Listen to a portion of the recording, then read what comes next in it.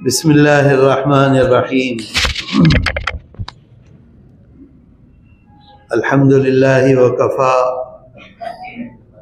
وسلام علی عبادہ الذین اصطفیٰ اما بعد۔ اس سے پہلے بار بار راجستھان اور جے پور آنا جانا ہوتا رہا، لیکن کل شام اور آج اس وقت پورے صوبے کے ذمہ داران،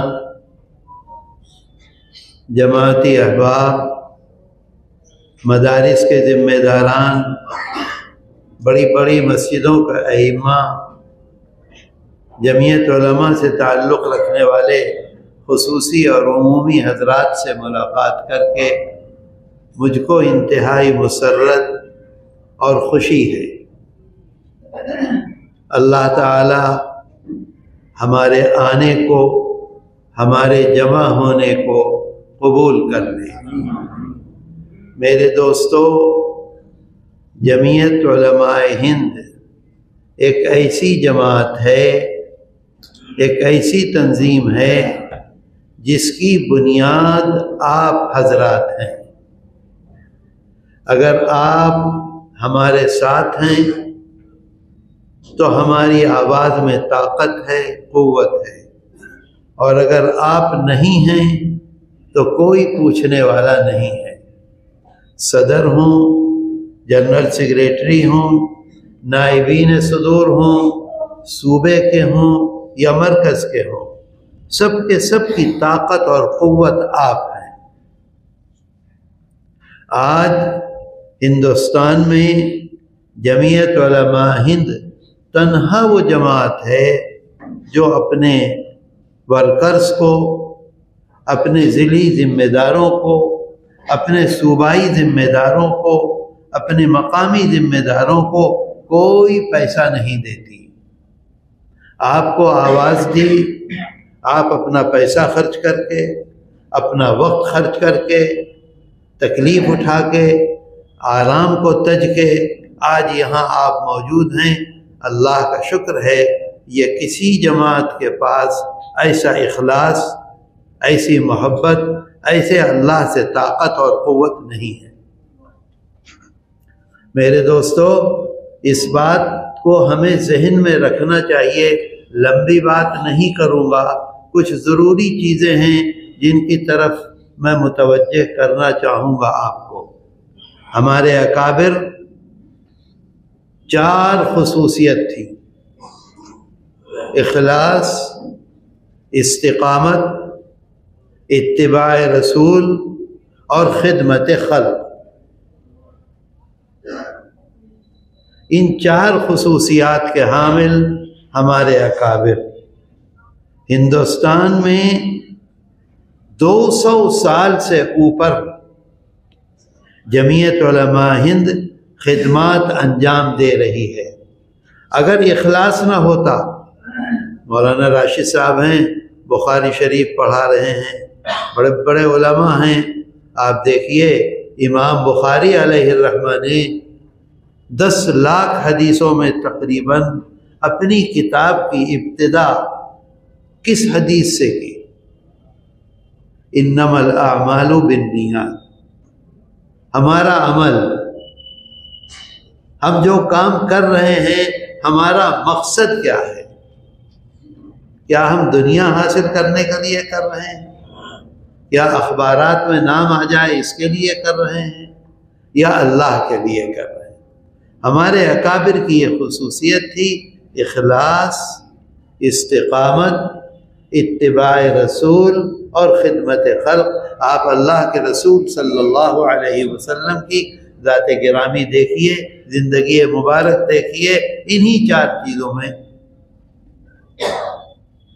بہت لمبی بات نہیں عرض کر سکتا۔ جو سلسلۃ الذہب ہے جمعیت علماء ہند کے پاس، آپ کے پاس، وہ کسی کے پاس ملک میں نہیں ہے۔ حضرت شاہ ولی اللہ محدث دہلوی رحمۃ اللہ علیہ، ان کی خصوصیات اس وقت بیان کرنا بہت وقت لگ جائے گا۔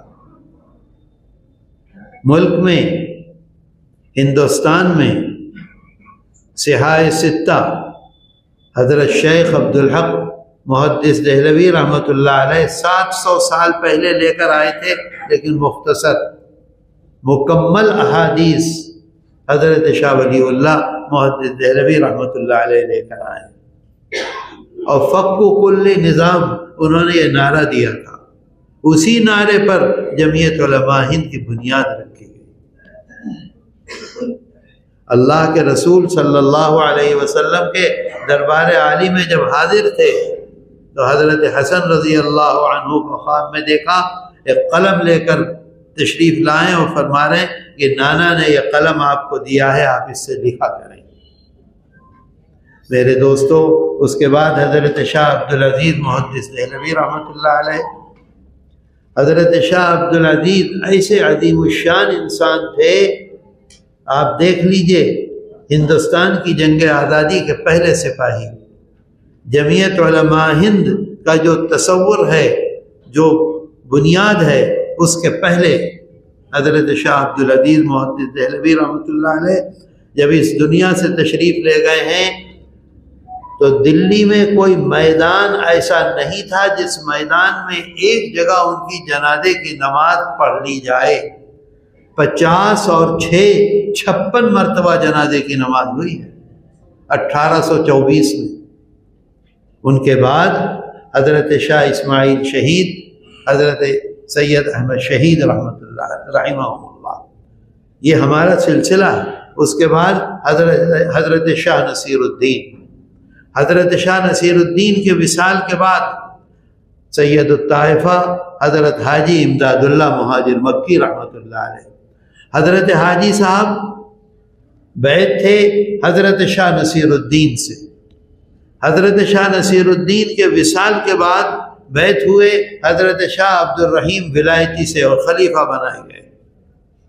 حضرت شاہ عبد الرحیم ولایتی ان کے خلیفہ تھے حضرت میاں جی نور محمد جھنجھانوی رحمۃ اللہ علیہ۔ جب حضرت حاجی صاحب کے پیر حضرت شاہ نصیر الدین کا انتقال ہو گیا تو حضرت حاجی صاحب نے خواب میں دیکھا کہ اللہ کے رسول صلی اللہ علیہ وسلم نے ان کا ہاتھ پکڑ کر ایک صاحب کے ہاتھ میں دے دیا کہ لو ان سے بیعت ہو جاؤ اور اپنا سلسلہ ان سے جوڑو۔ اب حضرت حاجی صاحب کی آنکھ کھل گئی، آنکھ کھلنے کے بعد جہاں جہاں ان کو معلوم ہوتا تھا کہ کوئی پیر صاحب ہیں، کوئی نیک آدمی ہیں، کوئی بہت خدمت کر رہے ہیں، وہاں جاتے تھے، دیکھتے تھے، نظر نہیں آتا تھا کہ یہ وہی صاحب ہیں۔ 6 مہینے سے زائد دھکے کھاتے رہے۔ مظفر نگر میں ایک دفعہ ان کو معلوم ہوا کہ ایک گاؤں ہے حسن پور لوہاری، وہاں ایک میاں جی ہیں، ایک مسجد میں بچوں کو پڑھاتے ہیں، ان کو بھی دیکھ لیجئے چل کے، ممکن ہے وہ ہوں۔ حضرت حاجی صاحب تشریف لے گئے حسن پور لوہاری تو حضرت میاں جی نور محمد رحمۃ اللہ علیہ عصر کا وضو فرما رہے تھے۔ جب مسجد میں داخل ہوئے دیکھا تو یہ تو وہی بزرگ ہیں جن کو خواب میں اللہ کے رسول صلی اللہ علیہ وسلم نے اپنے دست مبارک سے میرا ہاتھ پکڑ کر ان کے ہاتھ میں دیا تھا۔ تو دیکھتے ہی ایک دم چیخ پڑے، قابو نہیں رکھ سکے۔ تو جیسے ہی چیخے تو حضرت میاں جی نور محمد رحمۃ اللہ علیہ نے فوراً فرمایا، میاں خواب و خیال کا اتنا یقین نہیں کرتے۔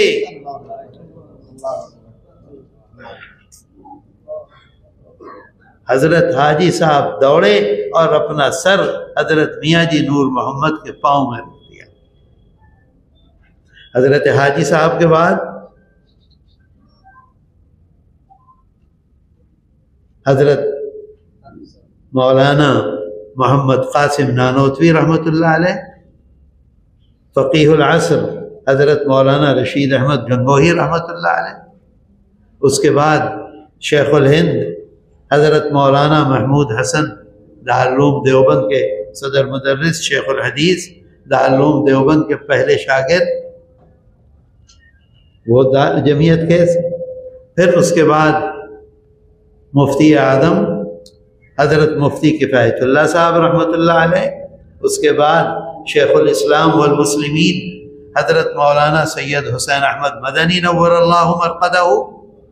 اس کے بعد فخر المحدثین حضرت مولانا سید فخر الدین صاحب رحمۃ اللہ علیہ.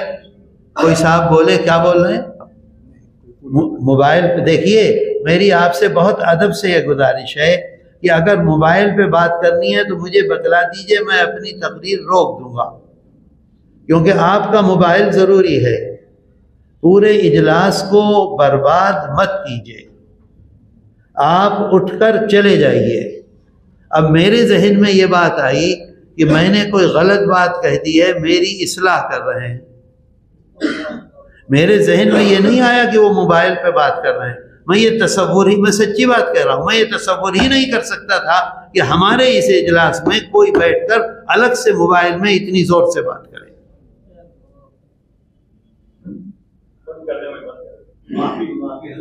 نہیں، معافی کا مسئلہ نہیں ہے اصل میں. اب مجھے یاد ہی نہیں رہا میں کیا کہہ رہا تھا. سلسلہ چلا تھا فخر المحدثین حضرت مولانا سید فخر الدین صاحب رحمۃ اللہ علیہ. اس کے بعد حضرت مولانا عبد الوہاب آروی رحمۃ اللہ علیہ جمعیت اہل حدیث کے صدر تھے، جمعیت علماء ہند کے نائب صدر تھے. آزادی کے بعد جب جمعیت اہل حدیث ہندوستان میں قائم ہوئی اسی وقت وہ صدر بنے تھے اور ہمیشہ جمعیت علماء کے نائب صدر رہتے تھے. وہ صدر بنے. اس کے بعد فدائے ملت جانشین شیخ الاسلام حضرت مولانا سید اسعد مدنی نور اللہ مرقدہ امیر الہند، وہ صدر بنے. اور اس کے بعد آج دارالعلوم دیوبند کے صدر مدرس امیر الہند جانشین شیخ الاسلام حضرت مولانا سید ارشد مدنی دامت برکاتہم العالیہ جمعیت علماء ہند کے صدر ہیں. یہ سلسلۃ الذہب کسی کے پاس نہیں ہے، اور ان لوگوں کے بارے میں یقین کیا جا سکتا ہے یہ چاروں خصوصیات کے حامل تھے. اسی وجہ سے آج تک جمعیت علماء ہند اپنی خدمات انجام دے رہی ہے. لیکن اس بات کو آپ ذہن میں رکھیں کہ آپ اصل ہیں. میں نے کل عرض کیا کہ مقامی جمعیتیں زیادہ سے زیادہ قائم کیجیے. مجھ کو یاد ہے دلی میں راجیو گاندھی پرائم منسٹر تھے. جمعیت علماء ہند نے حضرت مولانا سید اسعد مدنی نور اللہ مرقدہ نے مجلس منتظمہ کا اجلاس ہو رہا تھا، مجھ سے فرمایا کہ بھئی مجلس منتظمہ کے اراکین کا ایک پروگرام بناؤ جس میں راجیو گاندھی کو بلاؤ. تو پارلیمنٹ کی NHC ہال ہے، تقریباً 700 ممبران تھے، انہیں لے کر ہم وہاں چلے گئے.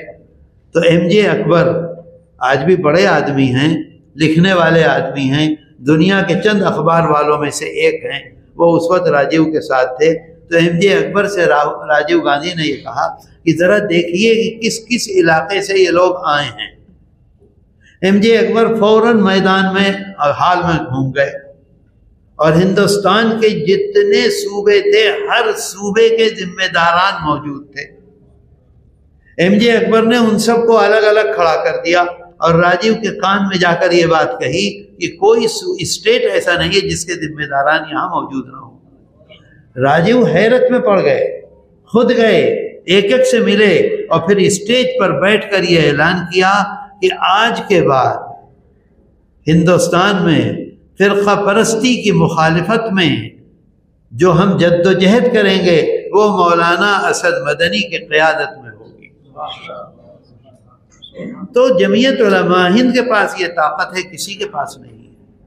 اللہ کا شکر ہے، مجھے انتہائی خوشی اور مسرت ہے آپ کے درمیان میں آ کر. ہمارے درمیان میں مولانا معروف صاحب ہیں، مولانا ہیں، کیا نام ہے، مولانا رحمت اللہ صاحب ہیں، مولانا نصیب الدین صاحب ہیں. اپنی زندگی گزار دی، انہوں نے کیا دنیا کمائی؟ آپ مجھے بتائیے، کیا ہم نے ان کو دے دیا وہی اخلاص، استقامت، اتباع سنت اور خدمت خلق، اور کچھ بھی نہیں ہے۔ اب مولانا نصیب الدین سے چلا نہیں جا رہا ہے۔ مولانا معروف ایک طرف چھڑی لگائے ہوئے ہیں تو دوسری طرف ان کو ضرورت ہے سہارا لینے کی۔ میرا سہارا لے کر چل پڑے، بیچارے مجھ سے محبت کرتے ہیں، تعلق رکھتے ہیں۔ مولانا رحمت اللہ صاحب ہیں، ماشاءاللہ بیٹھے ہوئے ہیں۔ ان لوگوں کا اخلاص جو ہے وہ ہمارے قلوب کو منور کر رہا ہے الحمدللہ۔ اور بڑی خوشی کی بات ہے، مجھے تو سچی بات ہے کل معلوم ہوا کہ مولانا راشد اپنے مدرسے کے محتمم ہیں۔ مجھے کل معلوم ہوا کہ اپنے مدرسے کے شیخ الحدیث ہیں۔ ابھی اجلاس ہوا 3 نومبر کو دلی میں نے مولانا راشد صاحب سے یہ کہا کہ بھائی ذرا ہمیں چاہیے بہترین اچھے محنتی طلباء، 60 طالب علم دے دیجئے، 3 استاذ دے دیجئے تاکہ وہ ان کی دیکھ بھال کریں۔ میں نے یہ دیکھا کہ مولانا راشد خود موجود ہے، نہ کہیں اسٹیج پر نظر آئے، نہ کسی اہم جگہ نظر آئے، بالکل سب سے بڑے خادم کی طرح سے پوری رات 50,000 آدمیوں کو بیٹھنے کی جہاں جگہ تھی اور 20,000 آدمیوں کی جہاں بیٹھنے کی جگہ تھی، عشاء کے بعد سے فجر تک کھڑے ہو کر اس حال کی صفائی کراتے رہے پوری رات۔ اور صبح کو جب اسٹیج پہ بیٹھنے کی نوبت آئی تو وہاں ہم لوگ موجود، مولانا راشد کا پتہ ہی نہیں۔ مجھ سے دفتر کے ہر آدمی نے کہا کہ مولانا راشد کے جو بچے آئے تھے انہوں نے سب سے زیادہ خدمت کی۔ تو اللہ کا یہ احسان ہے، میں ان کے منہ پہ نہیں کہنا چاہیے، پتہ نہیں کب گڑبڑ ہو جائے، لیکن سچی بات کہتا ہوں کہ اللہ کا یہ شکر ہے، اس کا احسان ہے کہ جمعیت علماء راجستھان کو ایسا صدر مل گیا۔ یہ دعائیں مولانا نصیب الدین کی، یہ دعائیں مولانا معروف کی، یہ دعائیں مولانا، یہ لوگ بھی کھڑے ہو جاتے ہیں کہ صاحب ہم بنیں گے، لیکن اخلاص ہے، کوئی مقصد نہیں ہے، چاہتے ہیں کہ کام آگے بڑھے، دنیا کے لیے نہیں، آخرت میں اس کا بدلہ چاہتے ہیں۔ یہ لوگ ان کو آگے کر دیا۔ میں حقیقتاً کہہ رہا ہوں، کوئی ایسی بات نہیں، یہ اللہ کا شکر ہے، اس کا احسان ہے۔ اور انہوں نے فوراً آرڈر جاری کیا کہ تم کو آنا ہے۔ میرے 2 پروگرام تھے، اسے کینسل کیے کیونکہ مولانا کے احسانات مجھ پر بہت ہیں۔ آج سے نہیں ہیں، 15 سال 20 سال ہو گئے۔ سب سے پہلے میں نے ان سے کہا کہ مجھے جودھ پور جانا ہے۔ کہاں ہے جودھ پور؟ کہنے لگے یہاں سے 500 کلومیٹر میں۔ کہا میں پہنچ جاؤں گا۔ اور صاحب وہ ایک بہت خراب سی گاڑی تھی ان کے پاس اس وقت، بلیرو، اور اس میں بیٹھ کر وہاں پہنچ گئے۔ اب ہم وہاں ایئرپورٹ پہ پہنچے، دیکھا کھڑے ہوئے، اور 8 دن تک ہمارے پیچھے پیچھے گھومتے رہے۔ میں ان کو جانتا بھی نہیں تھا، صرف یہ جانتا تھا کہ مولانا قاسم کے لڑکے ہیں، اور کچھ بھی نہیں۔ اور وہ دن اور آج کا دن الحمدللہ۔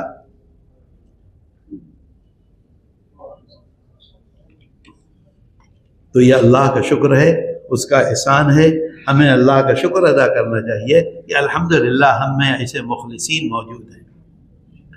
ایک آپ گوگل پہ چاہیے تو گوگل پر انسائکلوپیڈیا ہے، انسائکلوپیڈیا پہ آپ کچھ بھی ڈال دیجئے، ساری دنیا اس پر اعتماد کرتی ہے، تو وہ اس کے بارے میں تفصیلات سے آپ کو آگاہ کر دے گا۔ آپ جمعیت علماء ہند کا نام لکھیے اور انسائکلوپیڈیا میں چاہیے گوگل میں، وہ شروع ہی اس بات سے کرتا ہے کہ انتہائی متحرک، جمعیت علماء ہند کو کہتا ہے انتہائی متحرک۔ تو تحریک کون ہے؟ آپ ہیں، ہم نہیں ہیں، یہ نہیں ہیں، اسٹیج پہ جو بیٹھے ہیں وہ نہیں ہیں، صوفوں پر جو بیٹھے ہیں وہ نہیں ہیں، آپ ہیں۔ وہ کہتا ہے انتہائی متحرک اور فعال جماعت ہے۔ آپ کو آواز دی، آج اجلاس ملتوی کر دیا، مؤخر کر دیا، کل کو اجلاس کریں گے، ایک ایک ضلع کو یہ کہہ دیں گے 5-5 ہزار آدمی لے کر آنے، ہر ضلع والا رات و دن ایک کر دے گا اور 5,000 سے 6,000 لے کر آئے گا جب ضرورت ہوگی۔ آج جمعیت علماء ہند نے ضرورت محسوس کی اوقاف کے سلسلے میں آپ کی، کھڑے ہو گئے آپ۔ اگر آپ کھڑے ہیں تو جمعیت علماء ہند کی آواز میں طاقت ہے، اگر آپ نہیں ہیں تو کوئی طاقت نہیں ہے۔ دلی میں لاکھوں آدمی جمع ہو گیا. پٹنہ میں کبھی بھی ایسا نہیں ہوتا کہ وہاں کا مسلمان باہر نکل آئے. پٹنہ میں صرف 4 دن کی محنت سے بلا مبالغہ کہتا ہوں 1 لاکھ سے زائد آدمی جمع ہو گئے. اور اس کا نتیجہ آپ دیکھ لیجئے، نتیجہ دیکھیے، آپ کی طاقت کا نتیجہ. اس سیشن میں وہ بل آنا تھا. سیشن کے شروع ہونے سے پہلے یہ فیصلہ کر لیا کہ ابھی اس سلسلے میں اور بحث و مباحثہ ہوگی، اس وجہ سے اگلے سیشن پر اسے مؤخر کر دیا جائے. کیا آپ یہ سمجھ سکتے ہیں کہ آپ کی محبت میں ایسا ہوا ہے؟ آپ کے تعلق میں ایسا ہوا ہے؟ آپ کھڑے ہوئے، جمعیت علماء ہند کی آواز کو آپ نے اپنی آواز سمجھا، پورے ملک میں لوگ کھڑے ہوئے، جس کا نتیجہ یہ ہے. یہ کتابچہ موجود ہے، میں نے جمع کیا تھا، اس کے اندر ہے.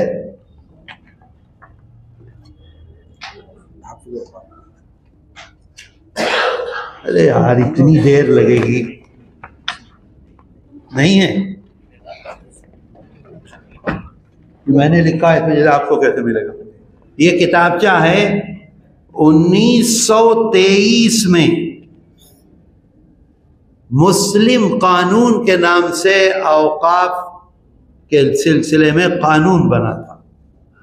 جمعیت علماء ہند اور جمعیت علماء ہند کے اکابر 1923 سے اس سلسلے میں میدان میں ہیں.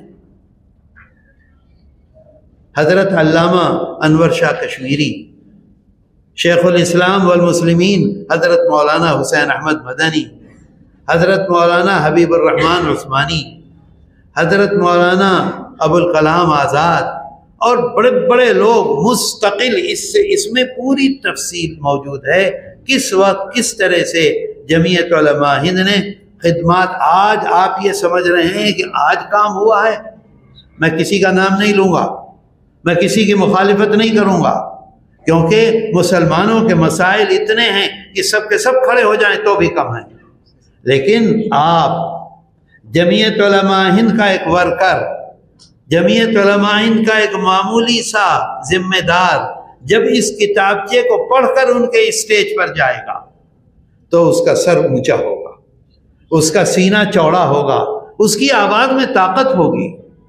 آپ کے اکابر نے 100 سال گزر گئے.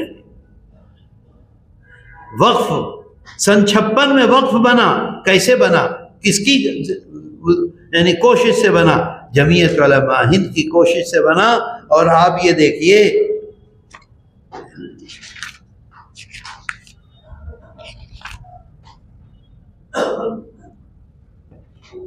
مسلمان ایکٹ کی جگہ باضابطہ وقف ایکٹ سن 1954 پاس ہوا.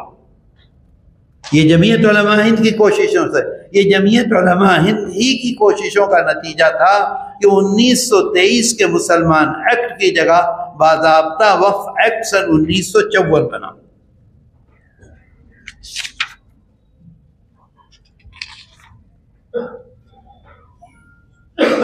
وہ خدا جانے کہاں لکھا ہے. ایک بات اور آپ کو سنانا چاہتا تھا. 1954 ایکٹ جو بنا ہے اس کے اندر یہ لکھا ہوا ہے کہ جمعیت علماء ہند یا جمعیت علماء ہند جیسی مسلم تنظیم کا نمائندہ اس میں رہنا ضروری ہے. قانون میں لکھا ہوا ہے. جمعیت علماء ہند کی جدوجہد کا یہ نتیجہ تھا. 6:15 پر نہیں مل رہا ہے بھائی، کہاں کو ہے پتہ نہیں. اچھا اچھا اسی میں ہے.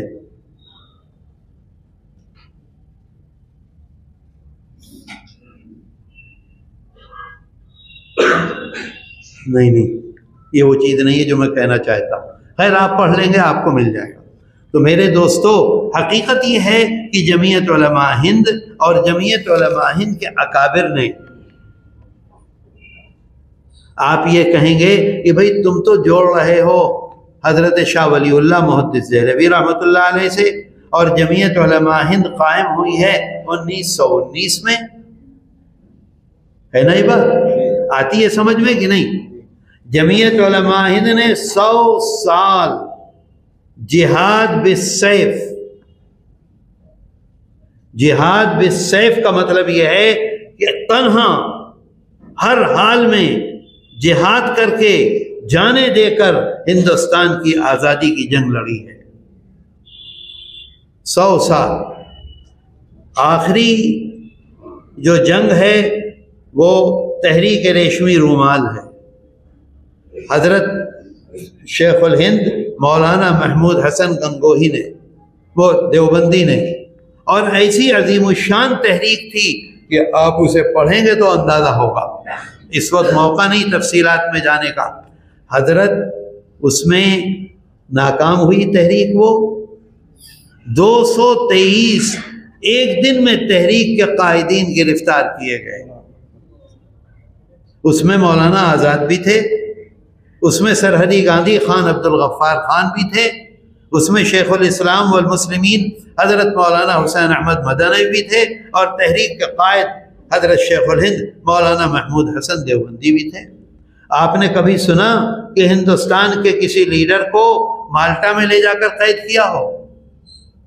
مالٹا ایک ٹاپو ہے، چاروں طرف سمندر ہے، یورپ میں ہے، ٹھنڈا سمندر ہے، انتہائی سردی ہوتی ہے، پوری دنیا میں حکومت کرتا تھا انگریز، اور جہاں جہاں خطرناک قسم کے ان کے مخالف ہوتے تھے ان کو لے جا کر مالٹا میں قید کرتا تھا۔ مدینہ منورہ سے ان لوگوں کو گرفتار کیا، اسکندریہ لایا، 2 مہینے تک مصر میں رکھا، اور پھر وہاں سے جہازوں میں بٹھا کر مالٹا میں لے جا کر ڈال دیا۔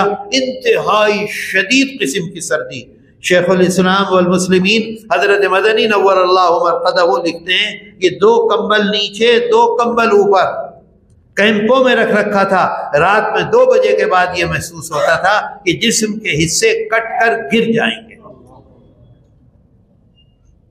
جب انگریز نے یہ محسوس کیا، حضرت شیخ الہند رحمۃ اللہ علیہ انتہائی کمزور کہ اب یہ سردی برداشت نہیں کر سکیں گے، کہیں یہی نہ مر جائیں، تو ان کو لا کر بمبئی میں لا کر اور رہا کیا۔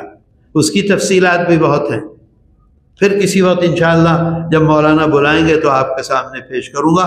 اس وقت تو جو اس وقت کام ہو رہا ہے اس کی تفصیلات بتلانا چاہتا ہوں، تھوڑا سا سن لیجئے، ایک بس 2 منٹ کی بات۔ جمعیت علماء ہند کا اجلاس ہو رہا تھا سن 1992 میں بمبئی میں۔ ڈاکٹر بشمبر ناتھ پانڈے، تاریخ عالم کے آخری انسان،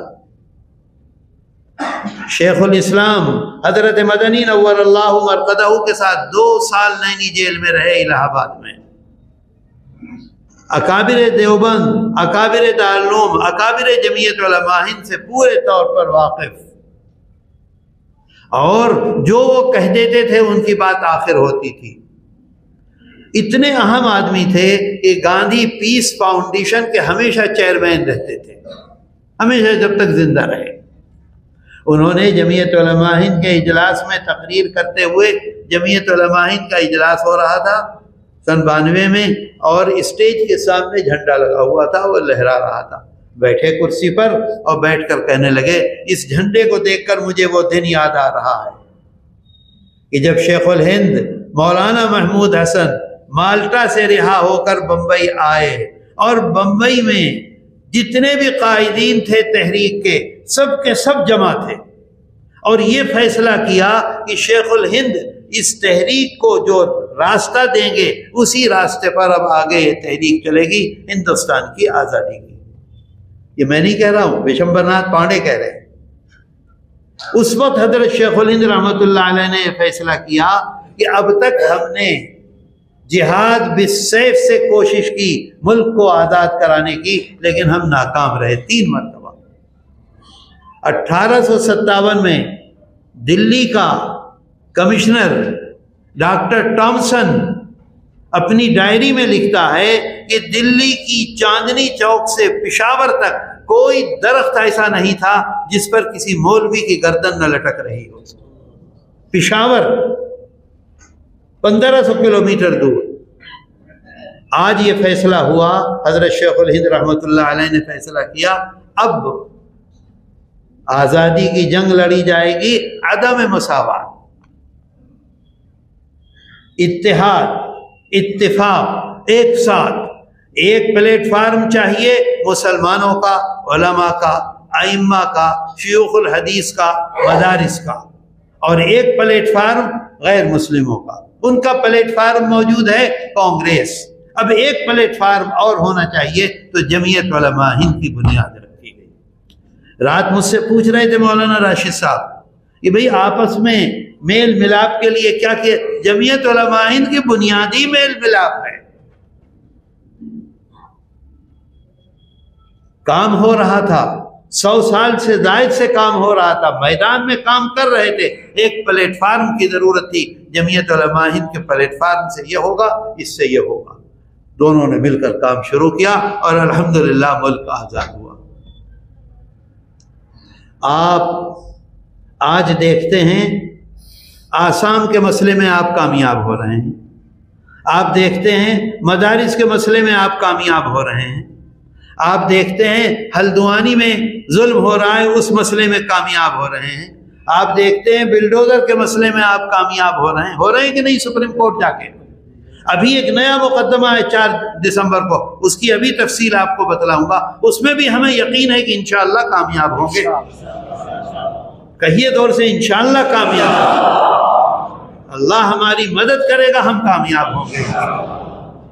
میرے دوستو، کیسے، کس طرح سے مسلمانوں نے تو اپنی خدمات کا صلہ لے لیا، ملک کو 2 حصوں میں تقسیم کر کے، ایک طرف مشرقی پاکستان اور مغربی پاکستان، دوسری طرف، تو کون سی طاقت تھی جو دستور میں آپ کو تحفظ آئین کانفرنس ابھی جمعیت نے کی دلی میں، بہار میں، کیوں ہمارے دل میں ہوا؟ کل مولانا نصیب الدین نے، قانون بنانے والے آپ ہیں، جمعیت علماء ہند نے کبھی بھی قانون کو اپنے ہاتھ میں لینے کی کوشش نہیں کی۔ بابری مسجد کا مقدمہ، اتنا بڑا مقدمہ تاریخ کا، ادھر یہاں تک آتے تھے فائل، ادھر یہاں تک آتے تھے فائل، اتنا بڑا مقدمہ تاریخ میں کوئی نہیں لڑا گیا جو بابری مسجد کا لڑا گیا، لیکن جمعیت علماء ہند کبھی بھی سڑک پر نہیں آئی، قانون کو اپنے ہاتھ میں لینے کی کوشش نہیں کی، کیونکہ جمعیت علماء ہند قانون بنانے والی ہے۔ انتظامیہ نے کہہ دیا نہیں کر سکتے، بہت اچھی بات ہے، نہیں کریں گے۔ انتظامیہ اجازت دے گی، بہت اچھی بات ہے، ہم اپنے لوگوں کو بلائیں گے، سچی بات کریں گے، سیدھی بات کریں گے۔ ہمارا مقصد ملک کی ترقی ہے، ملک کو آگے بڑھانا ہے، ہمارا مقصد ملک کی بربادی نہیں ہے۔ جمعیت علماء ہند اور جمعیت علماء ہند کی قیادت یہ سمجھتی ہے کہ فرقہ پرستی ملک کو برباد کر دے گی، اس وجہ سے مخالفت کرتی ہے۔ جمعیت علماء ہند نے جس طرح سے ہندو فرقہ پرستی کی مخالفت کی ہے، ایسے ہی مسلم فرقہ پرستی کی بھی مخالفت کی ہے۔ نہ مسلم فرقہ پرستی جمعیت علماء ہند میں سمجھتی ہے اچھا، نہ ہندو فرقہ پرستی، دونوں فرقہ پرستیاں ملک کے لیے برباد کرنے والی ہیں۔ آج تک جمعیت علماء ہند نے ملک کی تقسیم کی حمایت نہیں کی۔ ملک میں 2 جماعتیں تھیں، کانگریس اور جمعیت علماء ہند۔ کانگریس نے آخر میں دستخط کر دیے، جمعیت علماء ہند نے نہیں کیے دستخط۔ آپ ہیں جمعیت علماء ہند، کون ہے؟ آپ ہیں، آپ کی طاقت ہے، آپ کی قوت ہے۔ آپ دیکھیے، میں حضرت شیخ الاسلام حضرت مولانا سید حسین احمد مدنی نور اللہ مرقدہ کی، یہ دیکھیے ان کے ہاتھ کی لکھی ہوئی تحریر ہے، یہ آپ کو سناتا ہوں کہ کس طرح سے کوشش کی ہے دستور میں ان چیزوں کو شامل کرنے کی جن چیزوں کی بنیاد پر آج ہم سپریم کورٹ سے کامیاب ہوتے ہیں۔ میں آپ کو مختصر سی بات بتاؤں، آسام ہم نہیں جانتے، ہم گئے نہیں آسام، ہمیں اندازہ نہیں ہے آسام کا۔ آسام کی جب تقسیم ہوئی ہے تو اس مسجد کا صحن پاکستان میں، اس مسجد کا برآمدہ ہندوستان میں۔ میرا گھر ہے، میرا گھر آدھا پاکستان میں، آدھا ہندوستان میں۔ میرے کھیت ہیں 3 حصے پاکستان میں، 1 حصہ ہندوستان میں۔ تو اب جب اس طرح کی تقسیم ہوگی بازار، سڑک، آدھی سڑک ادھر اور آدھی سڑک ادھر، ادھر کا دکاندار جو ہے وہ ہندوستان میں ہے، ادھر کا دکاندار جو ہے وہ پاکستان میں ہے، یہ بیٹے کی دکان ہے یہ پاکستان میں چلی گئی، یہ باپ کی دکان ہے یہ ہندوستان میں رہ گئی، درمیان میں ایک سڑک ہے، آدھی ادھر ہے آدھی ادھر۔ آج بھی تریپورہ میں آدھی آدھی سڑک ہے، کیرلا شہر میں، یہ صورتحال۔ اب اس صورتحال میں کیسے روکا جائے؟ تو فرقہ پرستوں نے بہت گڑبڑ کی، تو یہ طے ہوا کہ سن 51 کا جو الیکشن ہوا ہے، اس الیکشن میں جس نے ہندوستان میں ووٹ ڈالا وہ انڈین، جس نے ووٹ نہیں ڈالا وہ ہندوستانی نہیں۔ اس کے بعد بہت خلط ملط ہوا، بہت گڑبڑ ہوئی، پھر ان میں وجود پاکستان کا وجود جو تھا وہ مسلم لیگ کی وجہ سے تھا، اور مسلم لیگ کا وجود ڈھاکہ میں تھا، اور مسلم لیگ نے سب سے پہلے پاکستان کی مخالفت کی اور پاکستان کو الگ کر کے بنگلہ دیش بن گیا۔ اب اس میں بہت جھگڑا ہوا، بہت لڑائی ہوئی، کیا کیا ہوا وہ لمبی تفصیل ہے۔ تو یہ طے ہوا N R C. N R C کا مطلب یہ ہے کہ رجسٹر میں نام، اگر اس رجسٹر میں نام ہے تو وہ انڈین ہے، رجسٹر میں نام نہیں ہے تو وہ انڈین نہیں ہے۔ این آر سی کا ایک رجسٹر ہوتا تھا ڈی ایم کے پاس، ایک رجسٹر ہوتا تھا ڈسٹرکٹ آفس میں جمعیت علماء ہند کے، جمعیت علماء آسام کے، کیونکہ اگر وہ گڑبڑ کر رہا ہے تو جمعیت علماء دیکھتی تھی کہ نہیں اس میں نام ہے، تم گڑبڑ نہیں کر سکتے، یہ دیکھو۔ اور گورنمنٹ آف انڈیا نے دے رکھا تھا 2 جگہ۔ خیر وہ سب چلتا رہا، ہوتے ہوتے ہوتے ہوتے بڑی کوشش اور محنت کے بعد، اچھا سن لوگ کہتے ہیں 65، لوگ کہتے ہیں فلاں فلاں، آپ سب کی بات سنیے، لیکن آپ کا جو کام ہے، آپ کی جو خدمت ہے، مجھ کو فدائے ملت حضرت مولانا سید اسد مدنی نور اللہ مرقدہ نے خود سنایا۔ آسام میں گڑبڑ ہو رہی تھی، مجاہد ملت حضرت مولانا حفظ الرحمان صاحب دیوبند تشریف لائے، ابا جی کے پاس تشریف لے گئے اور فرمایا کہ مولانا اسد صاحب کو ہمارے ساتھ بھیج دیجئے، ان کے جانے سے لوگ متوجہ ہوتے ہیں، لوگ جمع ہوں گے، ہمیں کام کرنے میں آسانی ہوگی۔ بھائی صاحب علیہ الرحمہ نے ان سے فرمایا کہ میں تقریر کرنا نہیں جانتا ہوں، میں کیا کروں گا جا کے؟ وہ لوگ ابا جی کے پاس آ گئے، ابا جی کی طبیعت خراب تھی، گھر میں مقیم تھے، باہر نہیں نکل رہے تھے، پردہ کرا کے گھر میں آئے، پلنگ پہ بیٹھے ہوئے تھے، بابو نے خود سنائی ساری تفصیل بھائی صاحب نے۔ انہوں نے آ کر عرض کیا کہ حضرت مولانا اسد صاحب کو ہمارے ساتھ بھیج دیجئے، بہت گڑبڑ ہو رہی ہے۔ ابا جی نے بلوایا، بلاؤ اسد کو۔ آئے، آنے کے بعد پوچھا یہ مولانا حفظ الرحمان کہہ رہے ہیں آسام لے جانے کو، تم کیوں نہیں جاتے ہو؟ بھائی صاحب نے فرمایا میں تقریر کرنا تو جانتا نہیں ہوں، میں کیا کروں گا جا کے؟ فرما رہے تھے مجھ سے خود سنایا، جیسے ہی میں نے یہ جملہ کہا فوراً ایسے گردن جھکا کر بیٹھے چند لمحے کے لیے، اور چند لمحے کے لیے بیٹھ کر سر اوپر اٹھایا اور فرمایا جاؤ بس۔ اس وقت سے جمعیت علماء ہند آسام میں مسلمانوں کی خدمت میں، ان کی شہریت کے تحفظ میں، آپ ذرا خود سوچئے، میرے پاس کار ہے، موٹر ہے، گھر ہے، ابھی میری شہریت کے سلسلے میں یہ ہو جائے کہ میں ہندوستانی ہوں کہ نہیں ہوں، خدا نہ خواستہ اگر آج یہ فیصلہ ہو جائے کہ میں ہندوستانی نہیں ہوں تو میری کار کا مالک کون ہوگا؟ مولانا راشد ہوں گے؟ کون ہوگا؟ گورنمنٹ ہوگی۔ میرے مکان کا مالک کون ہوگا؟ گورنمنٹ ہوگی۔ میرے بزنس کا مالک کون ہوگا؟ گورنمنٹ ہوگی۔ میرے جو بینک میں بینک بیلنس ہے، کھاتا ہے، اس کا مالک کون ہوگا؟ گورنمنٹ ہوگی۔ یہ بات سمجھ میں آ گئی آپ کے؟ اب مسئلہ شروع ہوا کہ بھئی کسی طرح سے کرو، بہت جمعیت نے کوشش کی اور آسام ایکارڈ بنایا، آسام ایکارڈ، آسام قانون۔ 24 مارچ سن 1971 کو جس آدمی نے ووٹ دیا وہ ہندوستانی، یعنی 51 سے 71 تک، 71 میں اگر دے دیا تو پیچھے کا نہیں، وہ ہندوستانی، اس کے بعد کوئی ہندوستانی نہیں۔ فیصلہ ہو گیا، پارلیمنٹ سے قانون پاس ہو گیا، بی جے پی بھی تھی اس میں، اس نے بھی ہاتھ اٹھا دیا۔ اس کے بعد جو فرقہ پرست طاقتیں تھیں انہوں نے گڑبڑ شروع کی اور یہ کہا کہ نہیں، 51 کو بناؤ بنیاد، 71 کو نہیں، 51۔ اچھا اگر 51 بنیاد بن جاتی ہے تو براہ راست تقریباً 45 لاکھ مسلمان متاثر ہوگا۔ اچھا بہت پرانی بات ہے، اب اس کی اولاد ہے، اولاد کی اولاد ہے، تو سب مل کر 1.25 کروڑ انسان۔ اور اگر خدا نہ خواستہ اللہ کا کرم ہے، احسان ہے، شکر ہے کہ اللہ نے آپ کو جمعیت علماء ہند کو کامیاب کیا اور فرقہ پرستوں کو ناکام کیا، اگر خدا نہ خواستہ فیصلہ آ جاتا، جس لمحے فیصلہ آتا اسی لمحے جائیداد کی مالک حکومت، مکانات کی مالک حکومت، بینک بیلنس کی مالک حکومت، کاروبار کی مالک حکومت، اس کو ایک ورک پرمٹ دیا جاتا جس سے وہ مزدوری کرتا۔ آج تک اتنا بڑا محل ہے اور کل سڑک پر بیٹھا ہوا ہے اور مزدوری کر رہا ہے اور اپنے بچوں کو پال رہا ہے۔ اللہ کا شکر ہے جمعیت علماء ہند سے اللہ نے وہ کام دیا۔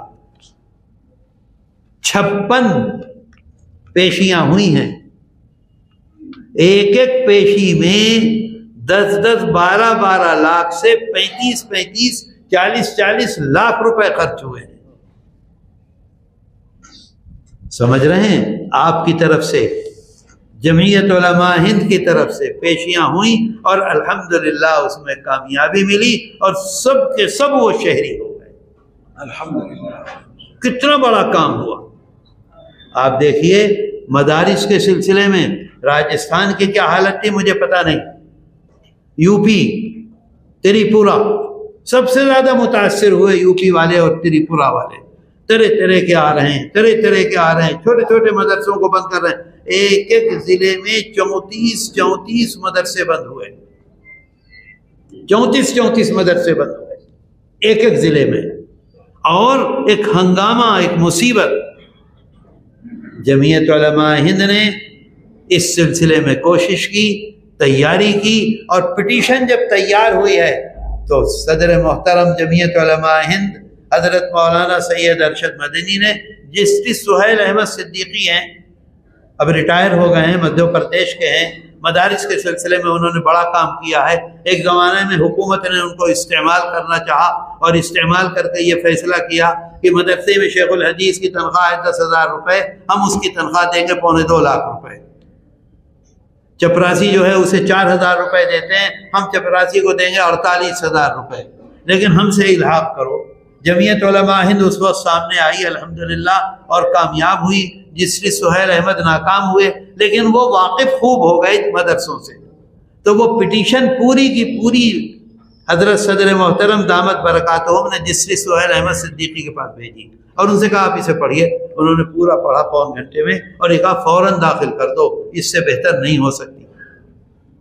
داخل ہوئی اور الحمدللہ فوراً 3 منٹ کے اندر سپریم کورٹ آف انڈیا نے اس کو منظور کیا، اور جو گورنمنٹ کی طرف سے جتنی بھی یعنی داخل ہونے کی کوششیں تھیں ان سب پہ روک لگا دی، اور روک لگانے کے بعد گورنمنٹ آف انڈیا سے اور اسٹیٹ جتنی گورنمنٹ ہے ان سب سے کہا کہ جواب دو کہ تم کیوں دخل دینا چاہتے ہو۔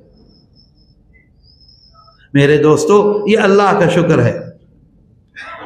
اب میں آپ کو ایک بات بتلاؤں، دیکھیے حضرت شیخ الاسلام نور اللہ مرقدہ کی یہ تحریر ہے جو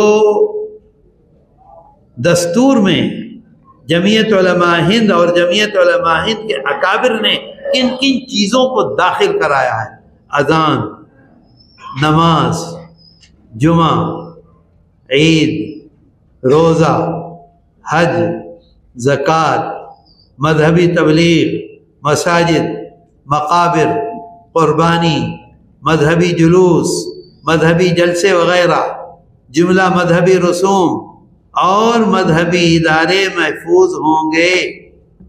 اب دیکھیے آپ، ہم یہ سمجھتے ہیں کہ یہ ہمارے نہیں ہیں، یہ ہمارے نہیں ہیں۔ آپ دیکھیے جمعیت علماء ہند کے اکابر نے کس طرح کا کیا کام۔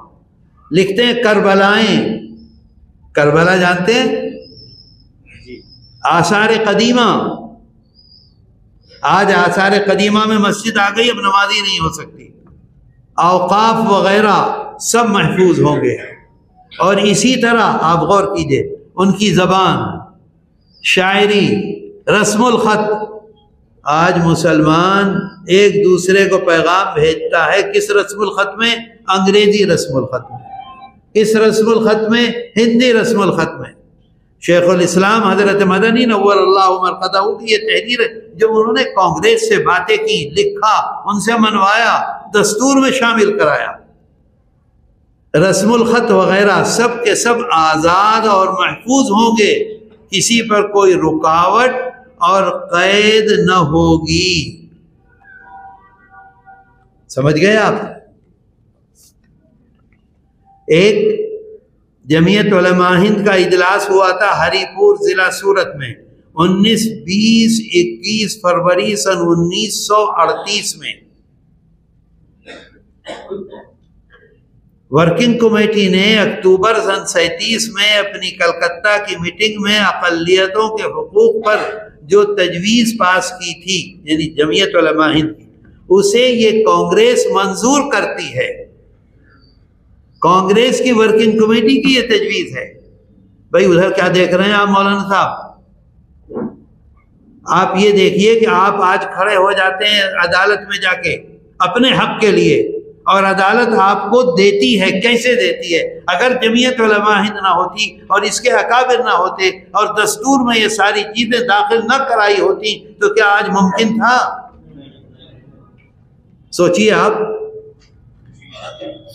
یہ کانگریس منظور کرتی ہے اور نئے سرے سے اعلان کرتی ہے کہ ہندوستان کی اقلیتوں کے تمدنی، مذہبی اور لسانی حقوق کی حفاظت کرنا کانگریس کا پہلا فرض اور بنیادی پالیسی ہے.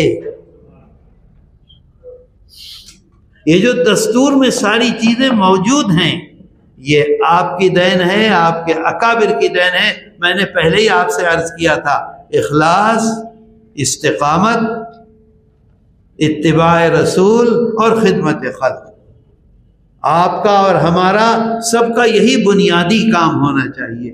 اسی کا یہ نتیجہ ہے کہ آج بڑے بڑے مقدمات سپریم کورٹ میں، پھانسی ہو گئی، اس کو باعزت بری کیا جا رہا ہے. عمر قید ہو گئی، اسے باعزت بری کیا جا رہا ہے. آج بھی تقریباً 1000 نوجوانوں کا مقدمہ جمعیت علماء ہند لوور کورٹ، ہائی کورٹ اور سپریم کورٹ میں لڑ رہی ہے. کیسے؟ اگر یہ حقوق نہ ہوتے تو لڑ پاتے؟ آپ بتائیے.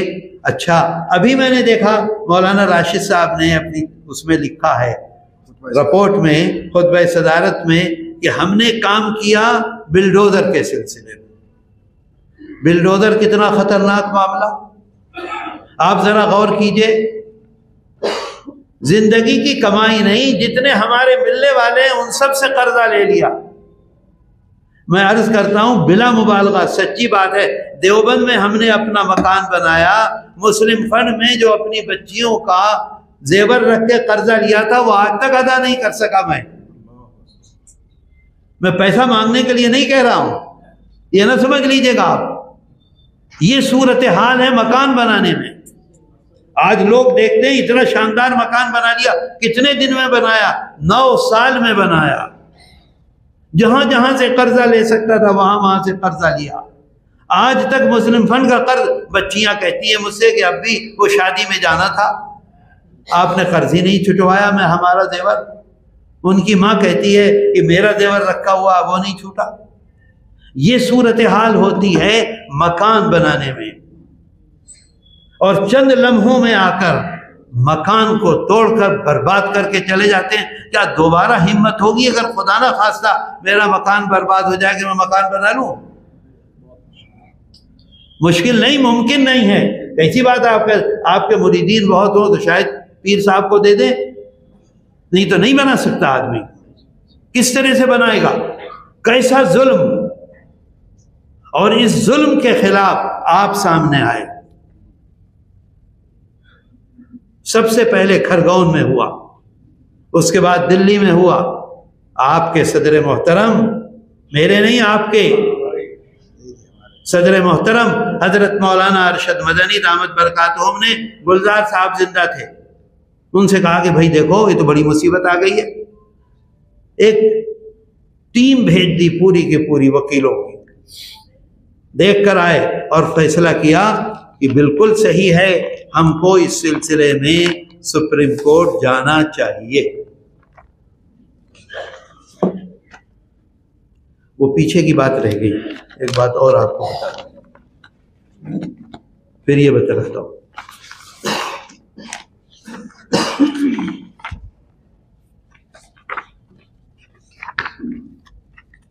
دیکھیے کیا ہوا، ٹیلی فون مت کرو بھائی یہاں بیٹھ کے. ہاں پھر کیا کہہ رہے؟ وہ جو میں نے آپ سے ابھی شیخ الاسلام حضرت مدنی نور اللہ مرقدہ کی جو تحریر سنائی ہے، سنی نا آپ نے؟ اس تحریر کے نتیجے میں دستور میں جو آپ کے پاس حق ہے وہ تھوڑا سا آپ کو سنا دوں تو آپ کو اندازہ ہوگا.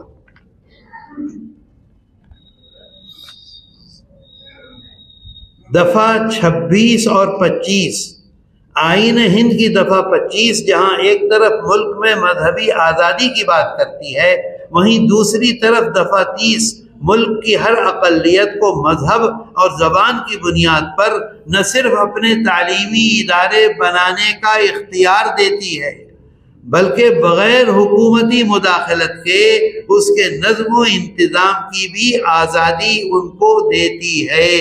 یہ دستور کی عبارت ہے جو میں آپ کو سنا رہا ہوں. پہلے میں نے وہ سنایا جو حضرت شیخ الاسلام نور اللہ مرقدہ نے بحیثیت جمعیت علماء ہند کے صدر کے اور بحیثیت جمعیت علماء ہند کے ورکنگ کمیٹی کے ممبر کے جو کوشش کی، اور اب دستور میں جو آپ کو اختیار ملا ہے وہ بتلا رہا ہوں. یاد رہے کہ مذکورہ دفعات کو آئین ہند کے پارٹ 3، یہ آئین ہند کا پارٹ 3 ہے.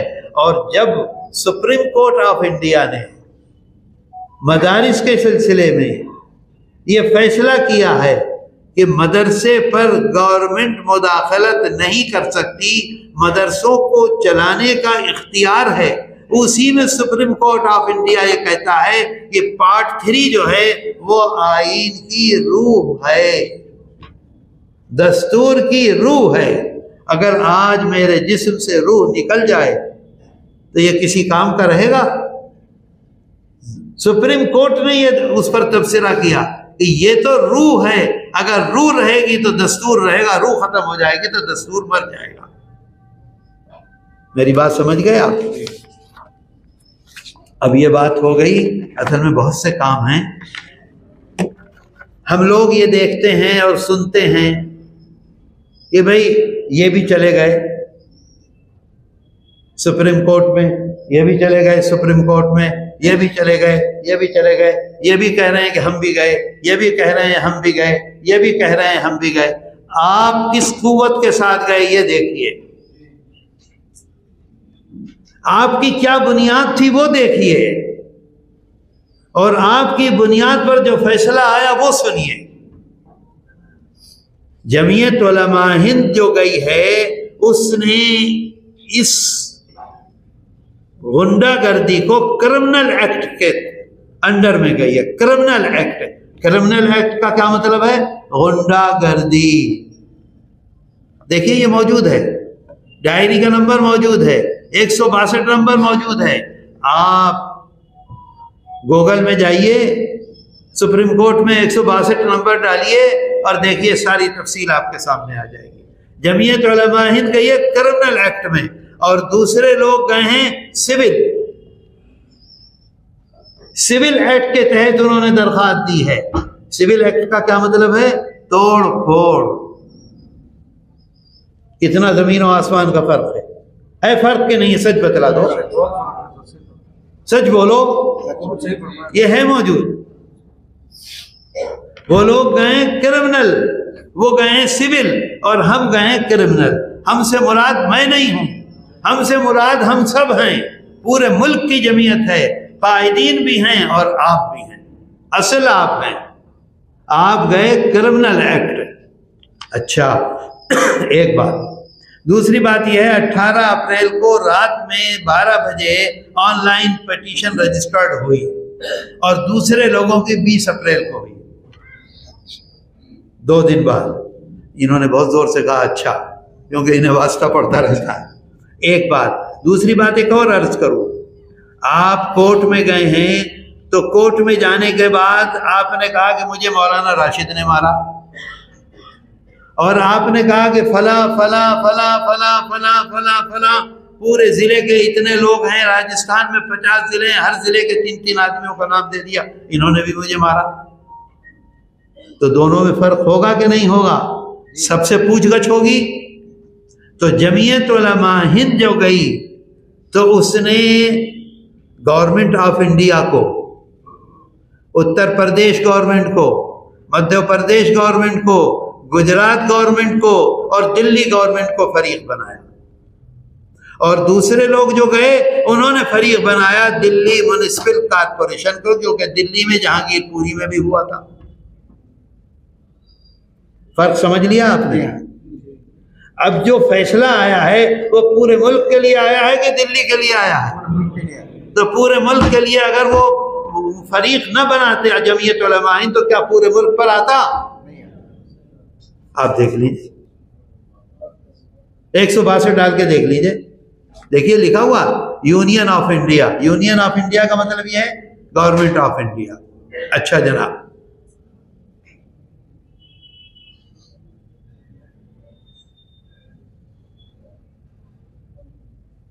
جمعیت علماء ہند کی طرف سے ہر تاریخ پر سینئر وکلاء پیش ہوتے رہے. کون کون؟ کپل سبل، ڈاکٹر منو سنگھوی.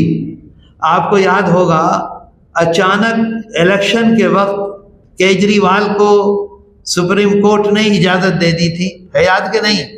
بڑا ہنگامہ ہوا تھا. کس نے اجازت دلوائی تھی؟ منو سنگھوی نے. آج اگر نام کسی کا چل رہا ہے تو سپریم کورٹ میں ڈاکٹر منو سنگھوی کا ہے. اور منو سنگھوی ایسے وکیل ہیں کہ کانگریس چاہتی تھی ہماری طرف سے پارلیمنٹ میں چلے جائیں، عام آدمی پارٹی چاہتی تھی ہماری طرف سے چلے جائیں، ممتا بنرجی چاہتی تھی ہماری طرف سے چلے جائیں. ایسا باکمال آدمی. آپ نے دیکھا ہوگا، پڑھا ہوگا اخباروں میں کہ اچانک جھارکھنڈ کے جو چیف منسٹر تھے ان کو اجازت مل گئی، وہ باہر نکل آئے. جیل میں بند کر رکھا تھا ڈاکٹر منو سنگھوی اور کپل سبل. تو بلڈوزر کے سلسلے میں کسی طرح کی کوئی کمزوری نہ رہ جائے، جو بہترین سے بہترین وکیل ہو سکتے تھے وہ جمعیت علماء ہند نے ہائر کیے. Doctor Kapil Sibal, doctor Abhishek Manu Singhvi, C U Singh ایک بہت ہی اچھے وکیل ہیں، اور کرمنل کے سلسلے میں، غنڈہ گردی کے سلسلے میں ان کی بات کو سپریم کورٹ آف انڈیا بہت اہتمام سے سنتا ہے. وہ چلے گئے امریکہ. اب امریکہ سے کیا ہوگا؟ تو آن لائن پیش ہوں گے. آن لائن آدھی رات تک جاگتے رہتے تھے سی یو سنگھ، اور آن لائن پیش ہوتے تھے سپریم کورٹ آف انڈیا میں دن میں. اب میں آپ کو آخری دن کا قصہ سناؤں، صرف آخری دن کا، اور اس کو غور سے سنیے اور آپ اندازہ کیجئے.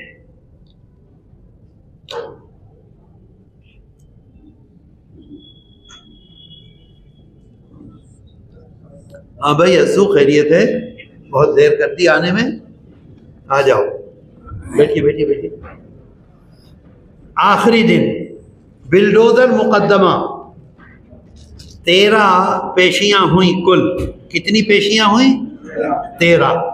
آخری جو پیشی تھی بلڈوزر کیا مقدمے میں آخری سماعت جمعیت علماء ہند کی طرف سے سینئر وکیل ڈاکٹر منو سنگھوی پیش ہوئے تھے.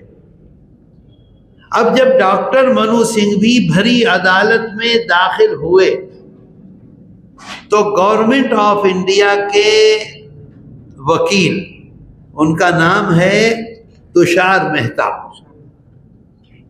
وہ ہیں solicitor general government of India کے، وہ وہاں موجود تھے کیونکہ گورنمنٹ اس میں فریق تھی، گورنمنٹ آف انڈیا فریق تھی، گورنمنٹ کی طرف سے وکیل کو موجود ہونا ضروری تھا۔ ڈاکٹر منو سنگھوی جیسے ہی پیش ہوئے تو انہوں نے فوراً ان کو کہا کہ اچھا ڈاکٹر صاحب آپ کیسے؟ سمجھ رہے ہیں بات کو؟ کیا کہا؟ آپ کیسے؟ آپ کی فیس کون دے گا؟ کیوں؟ 30 لاکھ روپے فیس لیتے ہیں۔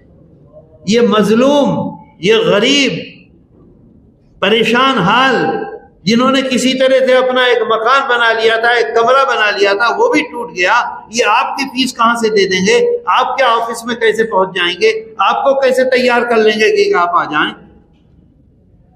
آپ کی فیس کون برداشت کر سکتا ہے؟ وہ کہتے ہیں۔ تو سالیسٹر جنرل کے سوال پر ڈاکٹر منو سنگھوی نے کہا، اسے سنیے غور سے، ڈاکٹر منو سنگھوی نے کہا کہ وہ آج عدالت میں جمعیت علماء ہند کی جانب سے پیش ہو رہے ہیں۔ کیا کہا؟ آج وہ عدالت میں جمعیت علماء ہند کی طرف سے پیش ہو رہے ہیں۔ اور پھر آگے کہتے ہیں اور مظلوموں کے ساتھ ہونے والی ناانصافی کے خلاف مفت میں اپنی خدمت پیش کرنا چاہتے ہیں۔ آپ دیکھ رہے ہیں اس ظلم کے خلاف آپ کے ساتھ کون کون کھڑا ہوا ہے۔ کل یہ پوچھ رہے تھے کہ بھئی کوئی ایسا طریقہ بتلاؤ جس سے مسلمان اور ہندو ایک ہو جائیں۔ آپ دیکھ لیجئے، آپ کا کام ہے، وہ بتائے گا آپ کو۔ بھری عدالت میں ڈاکٹر منو سنگھوی یہ بات کہتے ہیں کہ وہ مظلوموں کے ساتھ ہونے والی ناانصافی کے خلاف مفت میں اپنی خدمت پیش کرنا چاہتے ہیں۔ اور ڈاکٹر سنگھوی نے مزید کہا، ابھی بحث نہیں شروع ہوئی تھی، بلڈوزر کی کارروائی پر قدغن لگانا ضروری ہے۔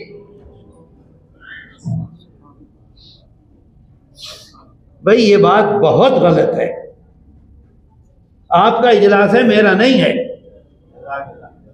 یہ کیا مطلب ہے؟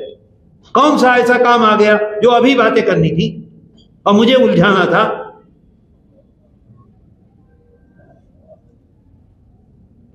بہت بری بات ہے یہ۔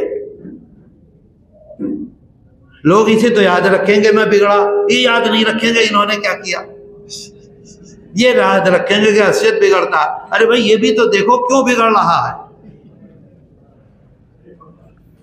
بہت بری بات ہے۔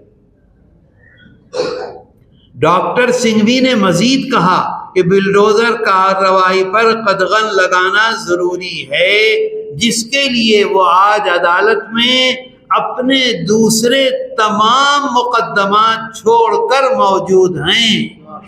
خالی نہیں بیٹھے تھے۔ مقدمہ چھوڑنے کا مطلب یہ ہے، ایک تو اس کی فیس نہیں لی اور دوسرے مقدمے میں نہیں گئے تو اس کی فیس نہیں ملی۔ 30 لاکھ یہ اور 30 لاکھ وہ۔ یہ سمجھ لو آپ یہاں باتیں کرنے کے لیے آ گئے مولانا نصیب الدین سے۔ 60 لاکھ روپے ایک لمحے میں اس نے اپنا نقصان کر دیا، آپ کے لیے، مظلوموں کے لیے، غریبوں کے لیے، مدد کرنے کے لیے آپ کے ساتھ کھڑے ہو گئے۔ اتنا بڑا کام آج آپ کے ساتھ، آپ کے واسطے سے ہوا ہے اور جمعیت علماء ہند کے واسطے سے ہوا۔ جمعیت علماء ہند کی گزارش پر وہ اس مقدمے میں مظلومین کی پیروی کر رہے ہیں۔ یہ تشار مہتا سالیسٹر جنرل کو انہوں نے جواب دیا تھا۔ اور میرے دوستو آج الحمدللہ پورے ملک میں کوئی آدمی انگلی نہیں لگا سکتا، نہیں تو سنبھل میں خدا جانے کیا کیا ہو چکا ہوتا اب تک۔ اسے یاد رکھو، گرفتار بھی، گولیاں بھی اور مکانات سے بھی۔ کتنی بڑی کامیابی ہے آپ کی۔ اور ایک بات اور آپ کو سنانا چاہتا ہوں، پھر اپنی بات ختم کروں گا۔ ارے بھائی میرا موبائل کہاں ہے؟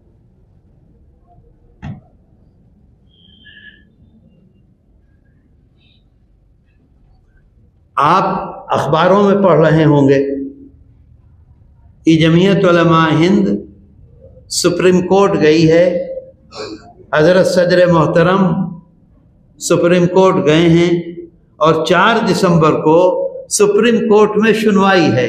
پڑھ رہے ہیں نا؟ کس چیز کی سنوائی ہے پتہ ہی نہیں ہمیں اور آپ کو. انہیں بلا لو بات کر لیں.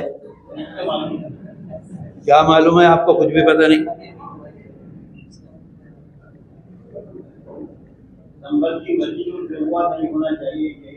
ارے بھائی سن تو لو یار، ذرا چپ رہو.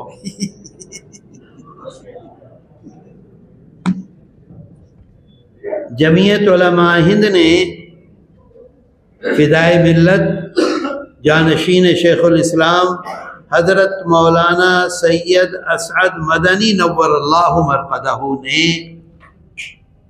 راجیو گاندھی پرائم منسٹر تھے اس زمانے میں، یہ فیصلہ کیا اور کوشش کی کہ 15 اگست سن 1947 میں جو عبادت گاہ جیسی تھی ایسی ہی رہے. وہ ہندو کی ہو، وہ مسلمان کی ہو، وہ سکھ کی ہو، وہ عیسائی کی ہو، وہ جینیوں کی ہو. 15 اگست سن 1947 میں جہاں اور جیسی تھی اس میں کوئی تبدیلی نہ ہو. اس سلسلے میں جمعیت علماء ہند نے کوشش کی. پھر مجاہد ملت حضرت مولانا حفظ الرحمان کے ساتھ دلی میں سن 47 اور 48 کے فسادات میں زبردست خدمات انجام دی تھی. ان کا نام تھا سبھدرا جوشی، اور ان کو فسادیوں نے اتنا مارا تھا کہ سر پھٹ گیا تھا. یہ آدھا سر ادھر سر سے ان کا ملا ہوا تھا اندر کا. پتہ نہیں یہاں کوئی آدمی ہے کہ نہیں جس نے سبھدرا جوشی کو دیکھا؟ آپ نے دیکھا؟ یہ سر اندر تھا، وہ بال کو ایسے رکھتی تھی. تو ایک وفد گیا پارلیمنٹ ہاؤس میں راجیو گاندھی سے ملنے کے لیے. 42 آدمی تھے، اس میں بھی تھا. حضرت مولانا سید اسد مدنی نور اللہ مرقدہ کی قیادت میں گیا تھا وہ وفد. اس میں سبھدرا جوشی بھی تھی. اچھا، سبھدرا جوشی جو تھی ان کی دوستی تھی راجیو کے والد سے.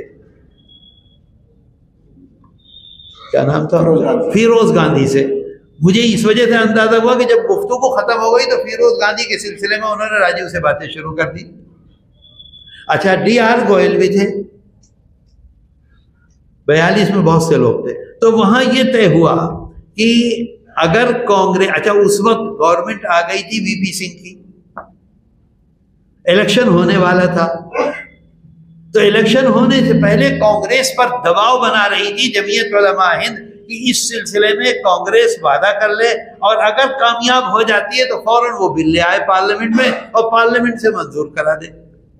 مجھے یاد ہے کہ اسی میں حضرت مولانا اسد مدنی نور اللہ مرقدہ نے یہ فرمایا کہ شیخ الہند رحمۃ اللہ علیہ کی بڑی عظیم الشان خدمات ہیں ہندوستان کی آزادی کے لیے، اور گاندھی جی کو گاندھی جی بنانے والے وہ ہیں. اس وجہ سے ہمارا دل یہ چاہتا ہے کہ دیوبند اسٹیشن کا نام شیخ الہند رکھ دو. یہ بھی بات آئی تھی لیکن بات آگے نہیں بڑھی تھی. راجیو نے یہ کہا کہ فرقہ پرست طاقتیں بڑا ہنگامہ کریں گی، ایسا کر دیں گے کہ دیوبند سے آگے مولانا محمود حسن دیوبند کر دیں گے. یہ بات آئی تھی. تو اسی میں یہ بات آئی کہ بھئی سن 47 میں جو عبادت گاہ جیسی تھی ایسی باقی رہے، کوئی گڑبڑ نہ ہو. یہ بات طے ہو گئی. مجھے ساری بات اس وجہ سے یاد ہے کہ میں بھی بیٹھا ہوا تھا اپنی بے وقوفی میں. جیسے ابھی مولانا نصیب الدین سے بات ہو رہی تھی تو بول پڑا، اس وقت بھی بول پڑا ایک دم کہ جی بابری مسجد کا کیا ہوگا، کیونکہ بات یہ چل رہی تھی کہ ساری عبادت گاہ ہیں تو بابری مسجد کا کیا ہوگا. تو اس پر راجیو ہنستے ہوئے کہنے لگے مجھ سے کہ بابری مسجد کے لیے ہم الگ قانون لائیں گے. تو بابو نے مجھے ڈپٹا کہ چپ رہو. چپ ہو گیا. خیر، مختصر یہ کہ راجیو کا تو مرڈر ہو گیا، نرسمہا راؤ وزیر اعظم بن گئے. تو سن 1991 میں کانگریس پارلیمنٹ میں وہ بل لے آئی اور پارلیمنٹ نے قانون بنا دیا کہ 15 اگست سن 1947 کو جو عبادت گاہ جیسی تھی ایسی ہی رہے گی، اس سلسلے میں کوئی مداخلت نہیں ہوگی. بات آ گئی سمجھ میں آپ کے؟ پوری بات سمجھ گئے؟ اب آگے کی سنیے.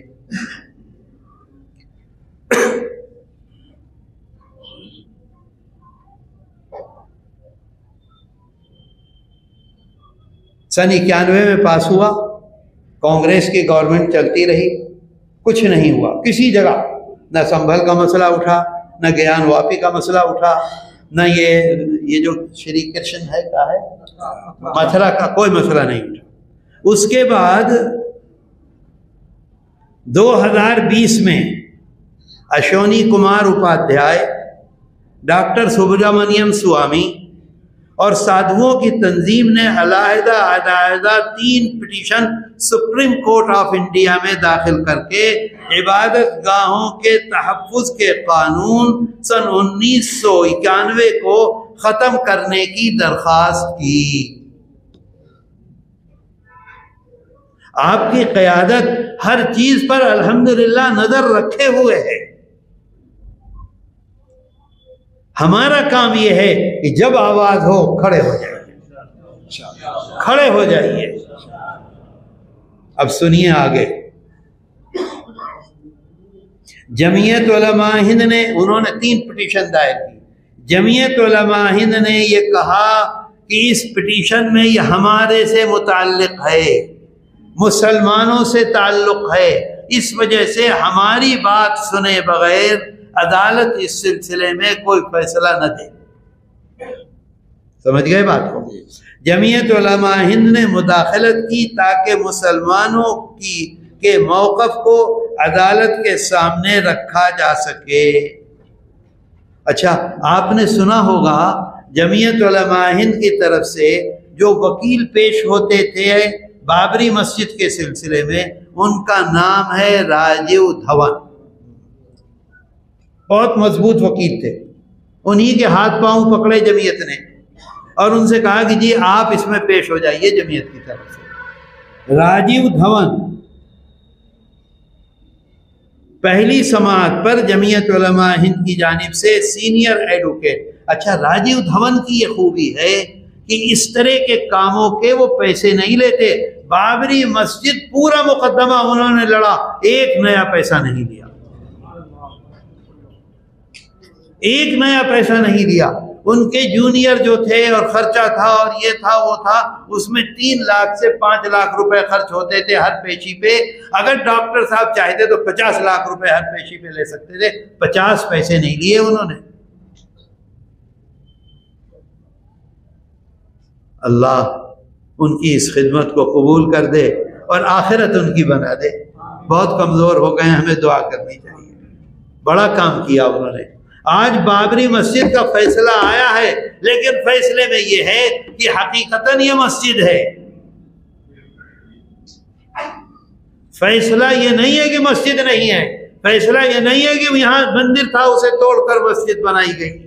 یہ جمعیت علماء ہند کی کوشش اور راجیو دھون کا بول. آج مجبور ہوئے ہیں یہ کہنے پر کہ مسجد تھی، لیکن ہم یہ فیصلہ کر رہے ہیں. تو خیر وہ الگ بات ہے. 2022 میں یہ ہو گئی بات. 2022 میں جمعیت علماء ہند نے سن 1991 کے قانون کے مؤثر نفاذ کے لیے سپریم کورٹ میں پٹیشن داخل کی. ایک تو مداخلت کار ہے. مداخلت کار کا مطلب یہ ہے کہ مولانا راشد نے ایک مقدمہ دائر کر دیا، ہم نے جا کر یہ کہہ دیا کہ بھئی ہماری بات بھی سن لو. اب عدالت چاہے تو ہماری بات سنے، چاہے تو کہے چلو نکلو باہر. ان کا مقدمہ تھا، ہم نے ان کی بات پر یہ فیصلہ دے دیا. یہ مداخلت کار ہے.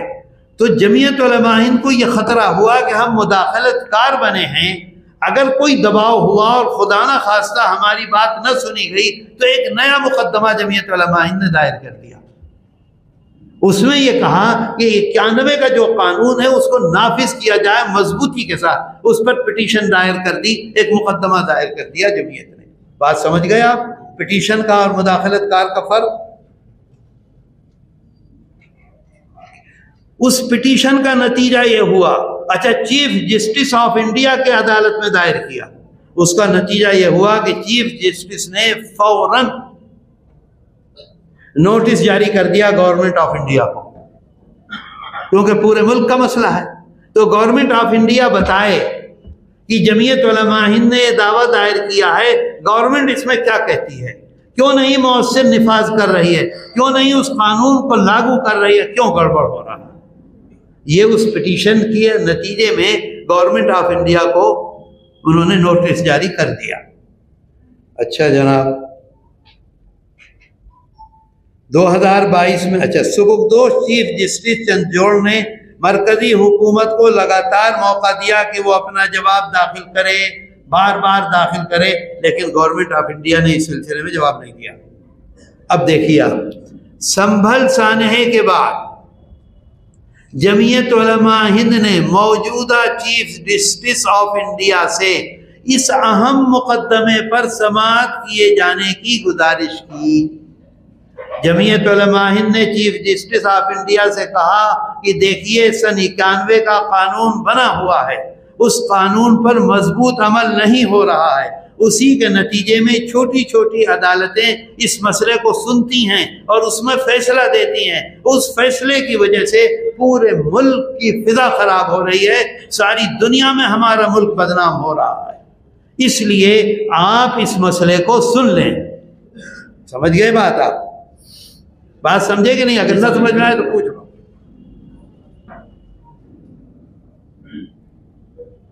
تو انہوں نے جمعیت علماء ہند کی اس گزارش کو سنا اور 4 دسمبر کو ہم اس سلسلے میں سنیں گے، یہ فیصلہ کر دیا۔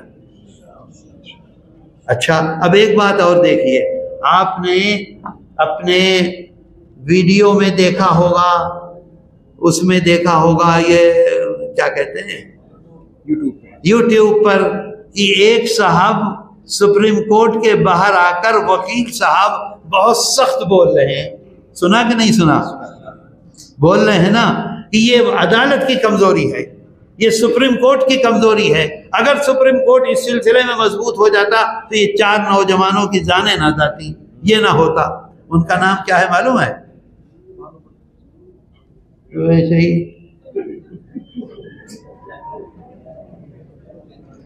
ان کا نام ہے راجیو رام چندرن۔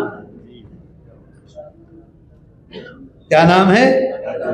راجیو رام چندرن، سینئر ایڈوکیٹ ہیں، جمعیت علماء ہند نے اس مقدمے میں اپنا وکیل انہی کو بنا دیا۔ راجیو رام چندرن کو وکیل بنا لیا ہے، وہی ہماری طرف سے پیش ہوں گے، آپ کی طرف سے پیش ہوں گے، جمعیت علماء ہند کی۔ اے پانی وانی کچھ نہیں، ابھی رک جاؤ، رکھ دو اسے، بات ختم ہو رہی ہے، یہ پیش ہوں گے۔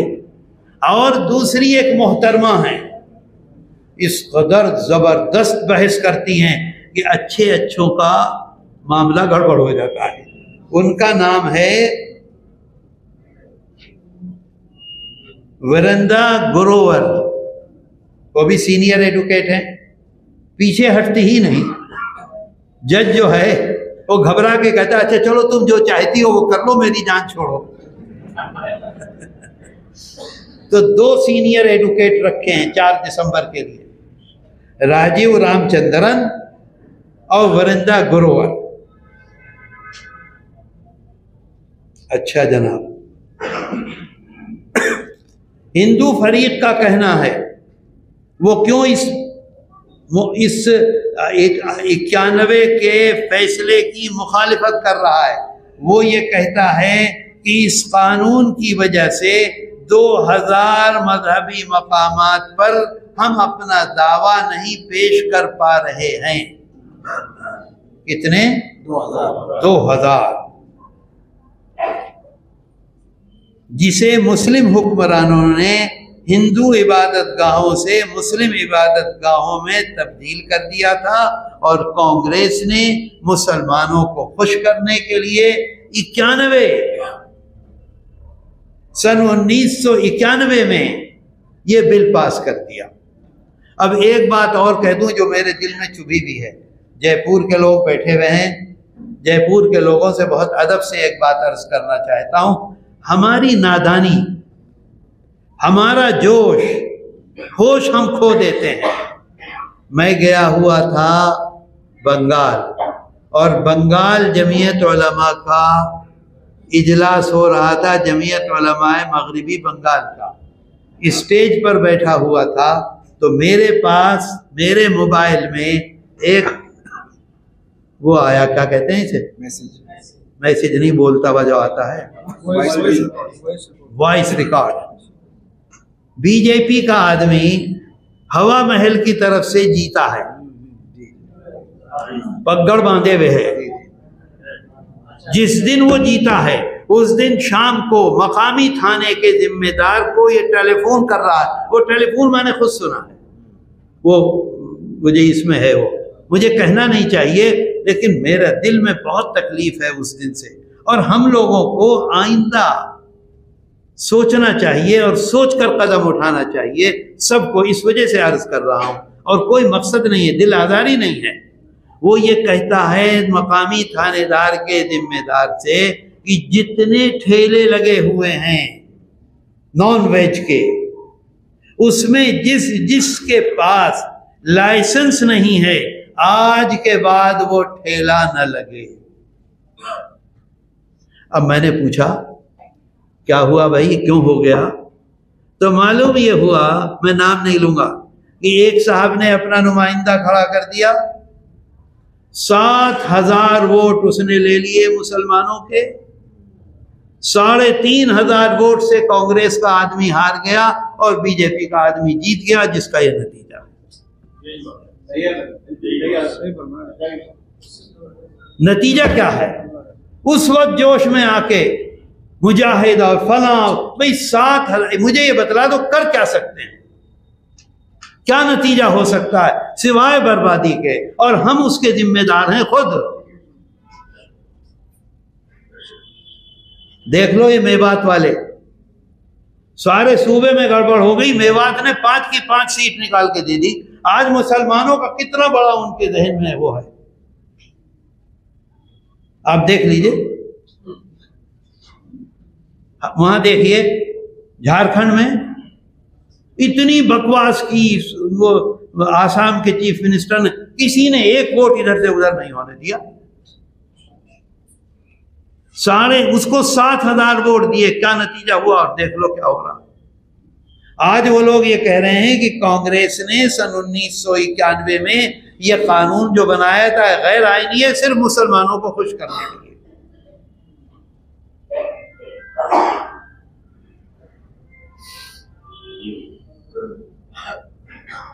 جمعیت علماء ہند، ایک بات اور سن لیجئے، جمعیت علماء ہند، باتیں بہت لوگ کرتے ہیں، آپ ہیں جمعیت علماء ہند، آپ کو مخاطب کر کے کہہ رہا ہوں، واحد تنہا مسلم تنظیم ہے جو اس قانون کے مؤثر نفاذ اور حفاظت کے لیے خصوصی petition supreme court of India میں داخل کیے. کسی اور نے آج تک نہیں کی، آج کے دن تک نہیں کی ہے کسی اور نے آپ کے علاوہ. میرے دوستو، ہمارے لیے سب سے زیادہ ضروری آج کی دعا، 4 دسمبر تک کی دعا. کیا ہے ضروری؟ اللہ اس میں ہمیں کامیاب کرے، سارے ملک کے اس فتنے کو ختم کر دے، ہماری حفاظت فرما دے، اور ملک میں پیار و محبت کی ہواؤں کو چلا دے، اور یہ جو بربادی آ رہی ہے اس سے ہمیں نجات دے دے. میرے دوستو، انتہائی ضروری اور اہم چیز ہے. میں ایک مرتبہ پھر شکریہ ادا کرتا ہوں مولانا راشد کا. یہ تو ہیں میرے، میں انہیں گالی دوں گا تو بھی میرے رہیں گے، شکریہ ادا کروں گا تو بھی میرے رہیں گے، لیکن میں بہت شکر گزار ہوں کہ انہوں نے یہاں آنے کا مجھ کو موقع دیا، آپ سے ملاقات کا موقع ملا. اگر میری کسی بات سے تکلیف ہوئی ہو تو اس کی معافی چاہتا ہوں. بار بار آئیں گے، چلو اللہ مالک ہے انشاءاللہ. مولانا راشد کے ہاتھ مضبوط کرو تو آئیں گے. ہاتھ اٹھا کے بتاؤ یار، اچھی. میرے دوستو، یہ کچھ باتیں میرے ذہن میں تھیں جو میں نے آپ سے عرض کی ہیں، لیکن آخر میں پھر ایک گزارش ہے. مقامی جمعیتیں، اگر آپ طاقتور بننا چاہتے ہیں تو مقامی جمعیتیں زیادہ سے زیادہ قائم کریں۔ اللہ تعالی جو کچھ ہم نے سنا ہے ہمیں اس پہ عمل کی توفیق عطا کر دے۔ یہ مختلف قسم کی تجاویز ہیں، اوقاف کے سلسلے میں بھی